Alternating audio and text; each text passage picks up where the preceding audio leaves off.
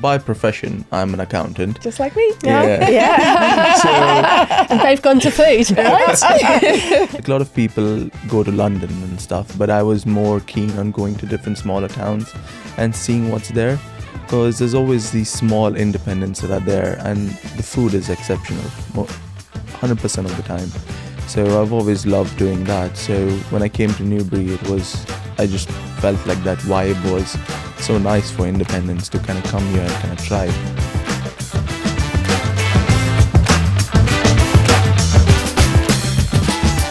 Welcome to Kitchen Tales. This is my friend Ron and I's podcast where we talk to small local businesses that are here where we are in Berkshire/Hampshire, and we just have good conversations, talk about our businesses and have great conversations. How are you today, Ron? I'm all right, thank you. Yes. I've quietened down after a really, really busy time. Yeah. You know, January and February were so busy, which I did not expect at all. Yeah. A lot of last minute things, but I was just jumping from one thing to the next. Yeah. And it's nice to actually just have a little bit of a breather. Yes. So Catch up I'm on just, yourself, right? And just do Well- things that are just for you. well, I say, you say that, but actually, as a business owner, you're constantly thinking about the next thing. So it's the next proposal, or Yeah. proposals are coming in, and you've got to catch up on those. And also, kitchen, tales. There's always something to do. Get the new guests. So you're never really stopping, but it's a bit calmer. Yes. Yeah. It's not trying to do 101 things all at the same time.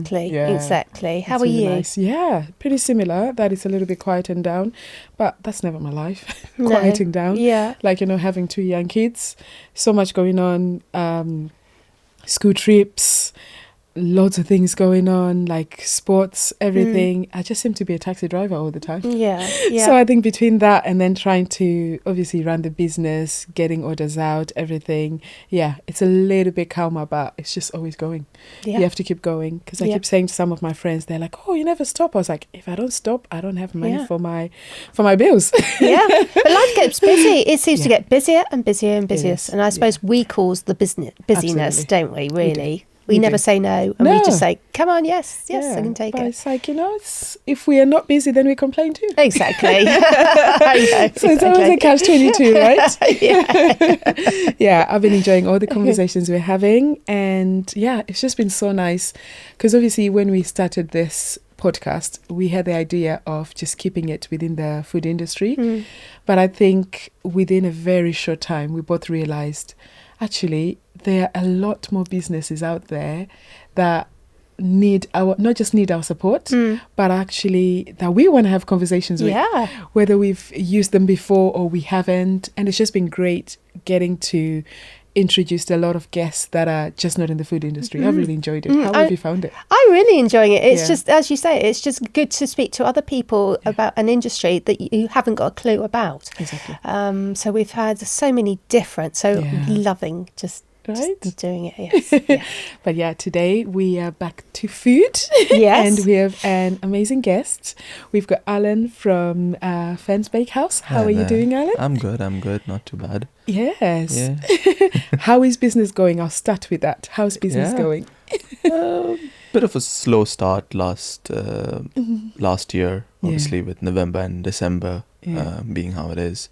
But slowly, actually, now things are picking up. A lot more people coming in, coming to kind of know about us. So in that way, I think it kind of helps out kind of getting the word, getting the marketing done, doing more other projects, collabs. So that's the main plan at the moment. That's right now. exciting. And how long have you had the bakery? We opened back in late September. And yes, so far we've had a lot of regulars come in. They've been really liking what they want. And always we try to cater to what the people want. So it's more always about kind of like a feedback thing. So I don't want to make it something where it's more just commercialized. It's more cater to your crowd and what the people want. So every time from the very start itself, we didn't just focus on just one particular thing that we were doing. We tried experimenting with different flavors, stuff like that. That's amazing. Yeah, so we keep trying to do whatever more we can do to try to get everyone's taste buds running actually. That's amazing. So we're going to bring you back a little bit. Tell us a bit about how you actually started your business. Hope you don't mind me saying, you seem really young. Rona and I, And I just want to know a little bit about your background and how you actually got into baking for you to be able to start your business. Yeah. So bring us back and just tell us a bit about that. Yeah, so when I was back in high school, so I was born and raised in Dubai actually. So back then it was more like mainly just studying, seeing what works out and stuff like that. But then we had like these cooking competitions in school, like extracurricular, and I just felt like I wanted to do it. So when I started doing it, and I was like, oh, this seems interesting. But obviously with circumstances and everything, I had to choose an accountancy part. So by profession, I'm an accountant. Just like me. Yeah. So And they've gone to food. yeah, so but like I think every time I was working, like almost a late, pretty much the summer as well, I was an accountant last year. Wow. But there was just something, I just felt like, no, I want to change something. I've always been passionate about cooking. Every weekend was me just in the kitchen, always cooking up something for the family and stuff. So I was like, you know what, let me try to figure this out. Let me try to do something, and I want to do it and bring it out there for other people as well. So I was like, let me kind of push myself. It is a bit different rather than just cooking at home. Yeah. But I think everything comes up with a challenge. But once you do something that you love, that's a clear motivation to kind of keep pushing yourself. Absolutely. Yeah. And what brought you from Dubai to Newbury? Yeah. It was more that I knew few people like from Brew Blood as well, so I'd met them actually at a coffee festival. So I kind of knew them, so that's what indicated me to kind of come to Newbury as well. Wow. And I've always had this look to kind of go to more smaller towns. Like a lot of people go to London and stuff, but I was more keen on going to different smaller towns and seeing what's there, because there's always these small independents that are there, and the food is exceptional 100% of the time. So I've always loved doing that. So when I came to Newbury, I just felt like that vibe was so nice for independents to kind of come here and kind of thrive.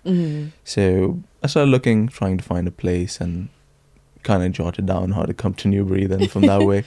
Because I always stayed in Reading, so trying to see something different from how Reading is. So Exactly. Yeah. Wow. We're lucky to have you then. Right? Because it's like, you wouldn't think, because obviously, as you mentioned, Newbury is quite a small town. It's not necessarily like a hub for like bakeries or anything like that. What's the biggest difference that you've seen? Because obviously Dubai is incredible from what I hear. I've not been myself, but there is like amazing bakeries that I see on Instagram and all this. Are a lot of your bakes inspired by that, or is this just coming from you? Most of it actually was more inspired by how the London scene is actually. So my idea was that every time people had the idea of like, oh, let's have good food, let's go to London. My thing is more, why go to London? Why not bring it here? Why not have something different where people can have and go to a different kind of hub, come down, see the town as well.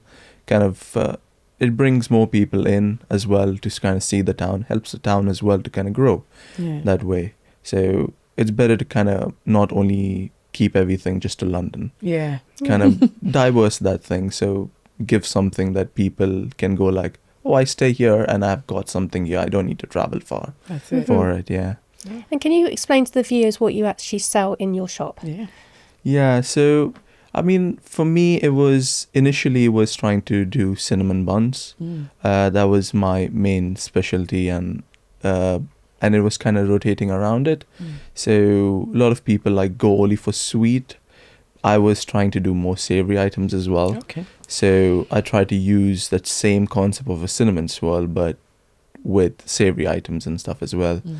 I always grew up trying to always perfect a good focaccia. So right now at the minute as well, like my only bread is focaccia, but I'm looking to do sourdough, stuff like that, trying to kind of polish my skills.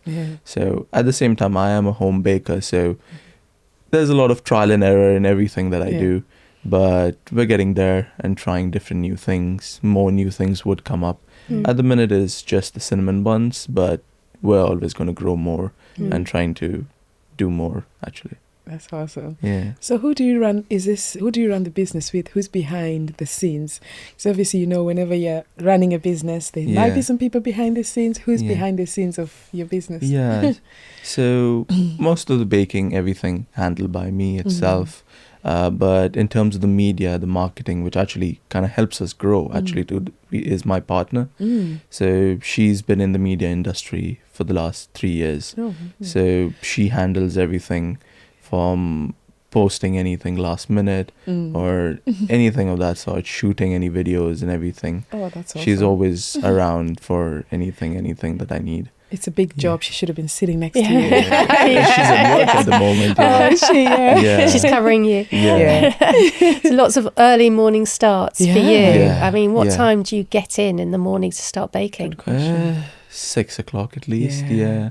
Because I always try to cater to make sure that everything's fresh. You know, that's one thing that obviously independence can give to people, is make sure that everything is fresh and baked every day. Mhm. So I think that's the main thing that I always try to do. You know, cold prep the previous night, come in early, bake everything, and everything's ready by the time the doors are open. That's awesome. Yeah. Had Yeah. you run a business before starting this business? Not necessarily, actually. Mm. Yeah. So it was just kind of more, again, as trial and error, to be fairly Yeah. honest.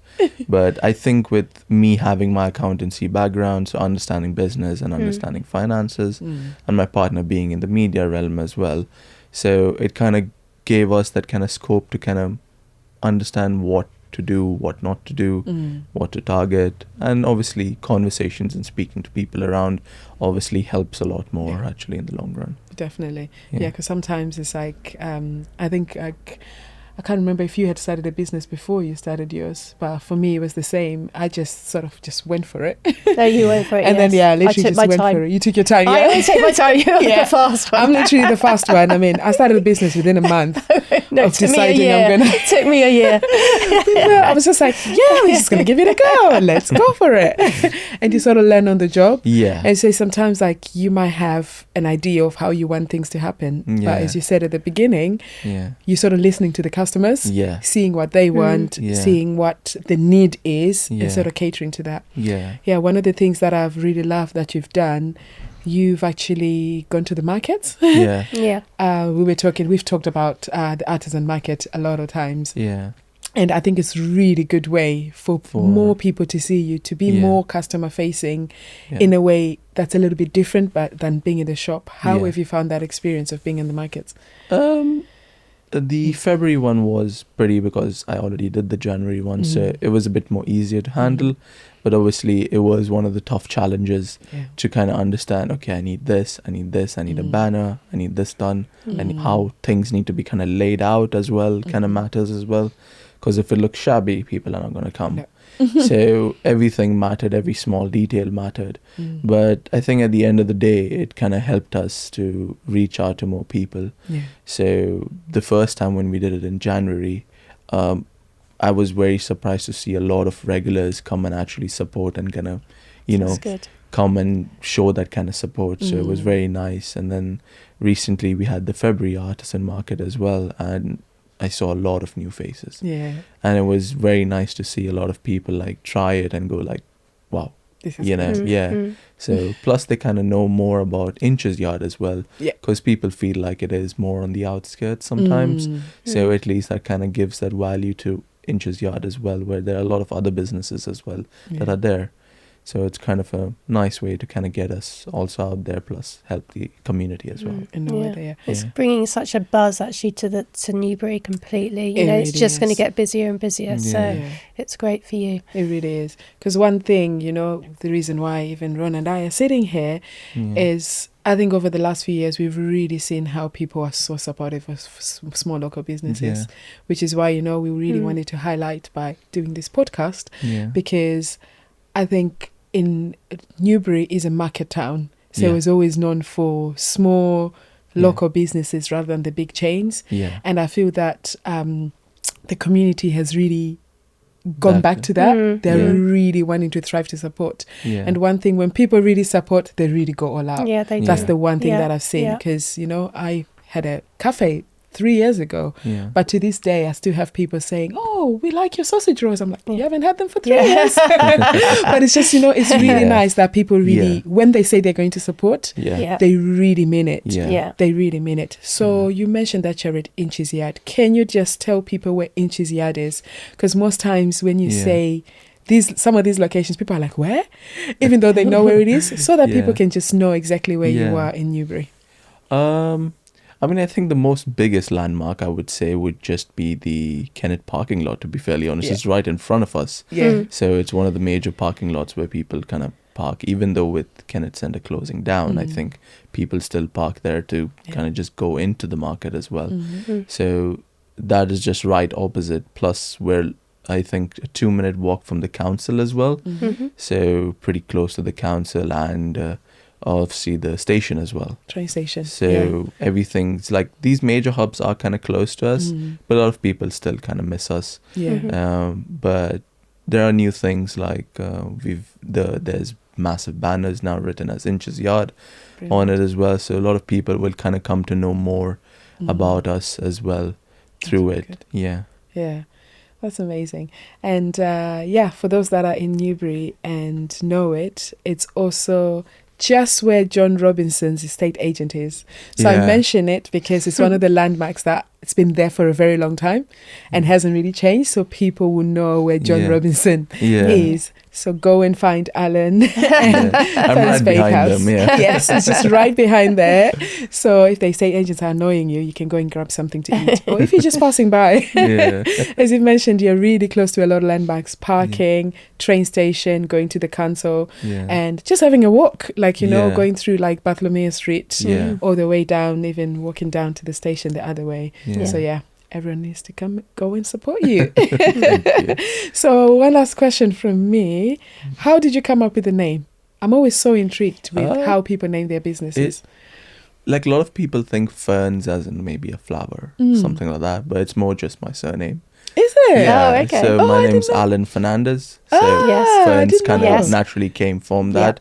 So That's amazing. there was a lot of trial and error and trying to Yeah. figure out what name do we give to it. Yeah. But we wanted something a bit more like, looks modern, but at the same Yeah. time has a piece of us as well Yeah. in it. So hence Fern's Bakehouse from there. That's fantastic. I had no idea. So I'm Yeah. glad I asked that question. Yes, yeah. Because I genuinely thought it was the fern, the Yeah. plant. Yes, Yeah, yeah. yeah. Yeah. Yeah. Oh, brilliant. So if people want to come and find you, can you just mention your handles and where people Yeah. can find you?